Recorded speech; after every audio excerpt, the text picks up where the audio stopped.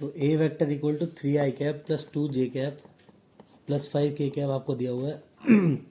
Vicks की गोली लो, खिच खिच दूर करो। A cap minus 5k cap आपको दिया हुआ है। और आपको निकालना क्या है, A vector plus B vector dot A vector minus B vector. अगर आपको आता है तो पॉज करो, नहीं आता तो देखो। पहले A vector plus B vector add करेंगे, कितना आएगा 6 + 3 9i कैप। और ऐसे ये ऐड करेंगे 2 माइनस कितना हो जाएगा प्लस j कैप। और ये ज़ीरो, ये तो ख़त्म ही हो गया। ठीक है, उसके बाद ए वेक्टर माइनस बी वेक्टर करेंगे। ए वेक्टर में से बी वेक्टर माइनस कर रहे हैं तो -3i कैप और 2 माइनस माइनस 1 मतलब 3j कैप और 5 माइनस माइनस मतलब +10। तो आपको 2x + 3y > 6 दी हुई है। सबसे पहले इसकी इक्वेशन 2x + 3y = 6 लिखते हैं और फिर इसमें x की वैल्यू और y की वैल्यू पुट करते हैं, 2 पॉइंट्स ढूंढते हैं। ठीक है, तो सबसे पहले हमने x की वैल्यू 0 पुट करी तो कितना है 3y = 6, यानी कि y की वैल्यू 2 आ गई, यानी कि 0,2 एक पॉइंट आ गया। और एक बार हमने y की वैल्यू 0 पुट करी तो यहाँ पे 2x = 6, यानी कि x की वैल्यू 3 आ गया, यानी कि क्या आ गया 3,0। अब जब हमने ग्राफ बनाया तो ग्राफ पे हम प्लॉट करेंगे, तो प्लॉट करेंगे तो 3,0 यहाँ पे आएगा और 0,2 यहाँ पे आएगा। तो मतलब हमने ये लाइन ऐसे प्लॉट कर दी। अब हम देख पा रहे हैं कि ये 2x + 3y > 6 है, मतलब ये डॉटेड लाइन आएगी। ये कैसी आएगी लाइन, डॉटेड आएगी ये लाइन, क्योंकि ये लाइन इंक्लूड नहीं कर रहे हैं। अगर इक्वल टू का साइन होता तो ये लाइन इंक्लूड करते। ठीक है, अब क्या बोला है उन्होंने, यहाँ पे हमें चेक करना है कि ये लाइन इसके इधर आएगी या उधर जाएगी। तो हम 0 0 पुट कर देंगे। तो जब हम 0 0 पुट करेंगे तो यहाँ पे क्या होगा 0 भाई > 6, वो तो पॉसिबल नहीं है भाई। यहाँ पे 2 × 0 + 3 × 0 आएगा, यानी कि 0 > 6, तो ये तो पॉसिबल नहीं है, तो ये तो रॉन्ग हो गया। तो ये रॉन्ग हो गया तो ओरिजिन से ये वाली लाइन दूर भागेगी, तो मतलब इधर जा रही है, तो मतलब ये पोर्शन शेड हो रहा है ये। तो क्वेश्चन क्या कहता है, पहला पॉइंट कहता है half plane that contains the origin. Origin तो कंटेन कर ही नहीं रहे, तो गलत हो गया। Half plane that neither contains the origin not the point of the line 2x + 3y = 6, ये बिल्कुल ठीक है। ना तो ये इस लाइन के पॉइंट्स को कंसिडर कर रहा, क्यों नहीं कर रहा, क्योंकि इक्वल टू नहीं है, और दूसरा ओरिजिन को भी कंटेन नहीं कर रहा। तो यानी कि बी पार्ट इसका आंसर सही है, बी पार्ट आंसर है इसका। ठीक है, आगे बढ़े। चलो तीसरा क्वेश्चन है, if A is a square matrix of order 3 such that, square matrix है ऑर्डर 3 का। ठीक है, और ए adjoint A is 10i।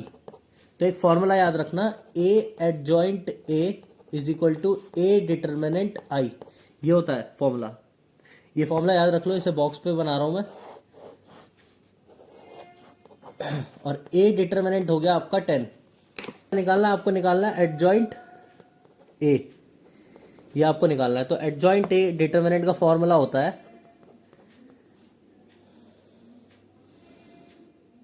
A determinant n-1, और n तो आपको दे रखा है, ऑर्डर कितना है 3, और ए डिटर्मिनेंट आपको पता है 10। तो 10 3 - 1 कितना होगा 10 डिटर्मिनेंट 2, तो ये हो जाएगा आपका 100 आंसर आ जाएगा। क्लियर हो गई बात। फोर्थ क्वेश्चन पे आ जाए। तो फोर्थ क्वेश्चन में आपको बोला है 1 2 3 4 5, आपको ये सेट दिया हुआ है जिसमें ए बी के बराबर नहीं है, ये ध्यान रखना, ये कंडीशन है, A is not equal to B. और आपको ऐसे चूज करना है, 2 नंबर चूज करने हैं आपको जिसकी प्रोबेबिलिटी a/b हो। The probability that a/b is an integer, यानी कि a/b क्या हो, इंटीजर हो। इस टाइप से आपको 2 नंबर चूज करना है कि जब आप इन दोनों को a और 2 नंबर्स को डिवाइड करोगे तो वो इंटीजर ही आना चाहिए, उसकी प्रोबेबिलिटी क्या है वो पूछा है। ठीक है, तो क्या होगा तो आप इसमें से 2 नंबर चूज कर रहे हो, यानी कि जो सैंपल स्पेस के पॉइंट्स बनेंगे वो कैसे बनेंगे 5c2 से बनेंगे, क्योंकि आप 5 में से 2 चूज कर रहे हो तो कोई से भी चूज कर सकते हो। तो क्या होगा 5 फैक्टोरियल 5 - 2 यानी कि 3 फैक्टोरियल और 2 फैक्टोरियल। तो 5 फैक्टोरियल 5 4 3 फैक्टोरियल, और यहाँ पे 3 फैक्टोरियल और यहाँ पे 2 फैक्टोरियल। 3 फैक्टोरियल से 3 फैक्टोरियल कट गया, 2 इंटू 1 तो 2 ही होता है, तो 2 से 2 कट गया, आपका आंसर आया 10। ये हो गया सैंपल स्पेस, कितना है 10 है। अब आप जो a अपॉन बी दो इंटीजर्स दो नंबर चूज कर रहे हो वो क्या होने चाहिए, फेवरेबल आउटकम क्या होने चाहिए, आप खुद सोचो। फेवरेबल आउटकम आपके होने चाहिए या तो बन जाए 2/1 जब भी इंटीजर मिल जाएगा, या बन जाए 3/1, याद रखना दोनों नंबर सेम नहीं होने चाहिए, या बन जाए 4/1, या बन जाए 5/1, और या बन जाए क्या बन जाए 4/2। इससे भी ये भी कट जाएगा। तो टोटल आउटकम्स कितने आ गए आपके फेवरेबल आउटकम 5। तो प्रोबेबिलिटी जो आप निकालोगे वो निकालोगे 5/10 यानी कि 1/2 आ गया answer. x minus 1 1 x cube और x square plus x plus 1 determinant. तो डिटर्मिनेंट कैसे निकालते हैं, इसको इससे मल्टीप्लाई करके x माइनस 1 को मल्टीप्लाई करोगे x square plus x plus 1 से, माइनस इसको इससे कर दोगे, माइनस लगाओगे x क्यूब इंटू 1। तो x को x स्क्वायर से करोगे x क्यूब, x को x से करोगे x स्क्वायर, x को इससे करोगे x minus x square minus x minus 1 minus x cube से x क्यूब कट गया, x स्क्वायर से x स्क्वायर कट गया, एक x से एक x कट गया, आपका आंसर है -1। कितना इजी क्वेश्चन है क्या नहीं इजी। अगला क्वेश्चन करते हैं 6th। तो 6th क्वेश्चन क्या कह रहा है आपको x equal to a y plus b, दो लाइन्स हैं, ठीक है। अब दो लाइन्स में एक तो है z equal to c y plus d से, एक लाइन रिप्रेजेंट हो रही है इससे, और एक लाइन रिप्रेजेंट हो रही है x equal to a dash y plus b dash और c dash z equal to c dash y plus d dash, ठीक है। तो आप इसको कैसे करोगे, x minus b upon a is equal to y, यहां से भी क्या आ रहा है z minus d upon c equal to y, इस टाइप से। इसको कैसे करोगे, x minus p dash upon a dash equal to Y equal to z minus d dash upon c dash. Clear हो गया, यही तो है। और यहाँ पे y अपॉन ये क्या आ जाएगा 1, और यहाँ पे भी 1। अब आपको बोला है कि ये दोनों लाइन जो है वो परपेंडिकुलर है। अब परपेंडिकुलर के लिए क्या होता है कि ये और ये मल्टीप्लाई होता है, ये और ये मल्टीप्लाई, ये और ये मल्टीप्लाई होगा, ऐड करके 0 के बराबर आता है। तो a को a डैश से करेंगे, a into a dash plus 1 into 1 1 plus c into c dash equal to 0। तो a into a dash plus c into c dash equal to -1। तो अब ऑप्शन देखो कौन सा है, तो ऑप्शन है आपका ऑप्शन डी। आगे समझ में, आगे बढ़ते हैं। तो आपको 7th क्वेश्चन दिया हुआ है कि ऑर्डर जो है आपका 3/3 मैट्रिक्स है, ए डिटर्मिनेंट आपको दिया हुआ है 8 और 3a का डिटर्मिनेंट आपको निकालना है। फॉर्मूला क्या होता है ध्यान दो, के ए का डिटर्मिनेंट इज इक्वल टू के की पावर n ए का डिटर्मिनेंट, ठीक है।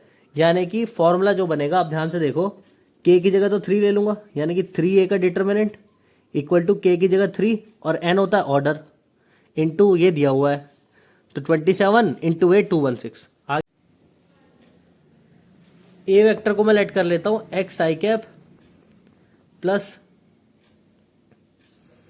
Y J cap plus Z K cap, ठीक है।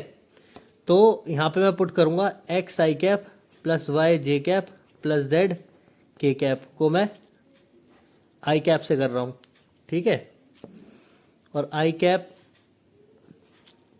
बाहर है भी, तो जब मैं एक्स आई कैप को आई कैप से करूंगा तो एक्स बचेगा, तो यहां पे आ जाएगा एक्स आई कैप। ऐसे यहां पे सोचो, अगर मैं वाई जे कैप को जे कैप से करूंगा तो वाई बचेगा, तो यहां आ जाएगा वाई जे कैप। और अगर मैं जेड के कैप को के कैप से करूंगा तो जेड बचेगा, और फिर आ जाएगा जेड के कैप। तो ये जो वापस से आ गया मेरा ए वेक्टर ही तो आ गया, ये मैं डायरेक्ट कर रहा हूं। अगर मैं आपको लिख के बताऊं तो ये कुछ ऐसे ही बनेगा, एक्स आई कैप वापस वही सारे बनेंगे। तो ये जो वापस से ये आ गया, तो A vector equal to X I cap Y J cap Z K cap वापस से आ गया। तो आंसर है आपका option A, option A answer है, ठीक है। तो 9th क्वेश्चन क्या है, ध्यान से देखो। आपको दिया हुआ है direction ratios of the line passing through 2 points. आपको डायरेक्शन रेशियो निकालना है और वो जो लाइन है वो 2 पॉइंट से पास हो रही है। एक है 2 - 4 5 और दूसरी है 0 1 -1। तो मान लो ये ए पॉइंट है, ये बी पॉइंट है और ए बी लाइन है। तो आपको डायरेक्शन रेशियो निकालना है, direction ratio of line a b, ये आपको निकालना है। तो बहुत ईजी है, कुछ नहीं करना, इसमें से इसे माइनस कर दो। 0 - 2 -2 1 - 4 5 और -1 - 5 -6 आ गया आपका आंसर। -2 5 और -6, तो आपका आंसर है ऑप्शन बी। क्लियर हो गया कैसे निकालना है? 10th क्वेश्चन ध्यान से देखना। 2 की पावर x + 1 - 5x - 1 अपॉन 10 की पावर x dx, ये आपको सॉल्व करने को बोला है। तो एक काम करते हैं, इसको अगर मैं सेपरेट कर दूं तो ये क्या बनेगा? 2 की पावर x डॉट 2 की पावर 1 अपॉन 10 की पावर x। भाई बेस सेम है, पावर ऐड होती है, मैंने खोल दिया, 2 की पावर x इंटू 2 की पावर 1 कर दिया, माइनस 5 की पावर x डॉट 5 की पावर -1 अपॉन 10 की पावर x। आया कि नहीं आया? तो अब मैं इसे क्या करूँगा, दोनों में क्या है, दोनों में पावर सेम है, तो ये हो जाएगा 2/10 की पावर x इंटू 2, और यहाँ पे भी पावर सेम है, तो ये हो जाएगा 5/10 की पावर x इंटू 5 की पावर -1। आया समझ में? अब ध्यान से देखेंगे, ये हो जाएगा 1/5, ये क्या हो जाएगा 1/5, तो 5 ऊपर जाएगा, तो ये बनेगा 5 की पावर -x और 2 है यहाँ पे, और ये भी 2 ऊपर जाएगा, ये बनेगा 2 की पावर -x और 5 की पावर -1 नीचे जाके 5 हो जाएगा dx। ठीक है, अब इसका इंटीग्रेशन करेंगे, 2 तो रहेगा ही। अब a की पावर x का इंटीग्रेशन अगर मैं आपको बताऊं, a की पावर x का इंटीग्रेशन होता है a की power x upon log a। तो ये तो 2 है ही, 5 की पावर -x का क्या होगा, 5 की पावर -x अपॉन log 5, और फिर -x का होगा, तो -x का इंटीग्रेशन क्या होगा, -1 डिफ्रेंसिएशन, सॉरी, तो -1 यहाँ पे आ जाएगा, -1/5 तो है ही, इसका क्या होगा 2 की पावर -x और log 5 log 2 सॉरी, और -x का क्या होगा डिफ्रेंसिएशन -1, तो ये हो जाएगा प्लस, तो आपका आंसर आएगा +c। तो आपका जो आंसर बनेगा वो बनेगा -2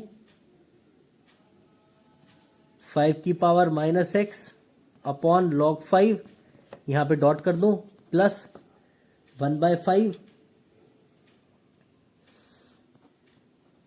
2 की power -x upon log 2 plus c। तो आपका जो ऑप्शन आ रहा है वो आ रहा है ऑप्शन ए।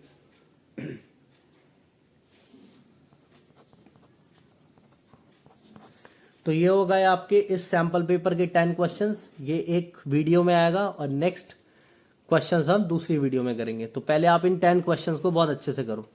बाय।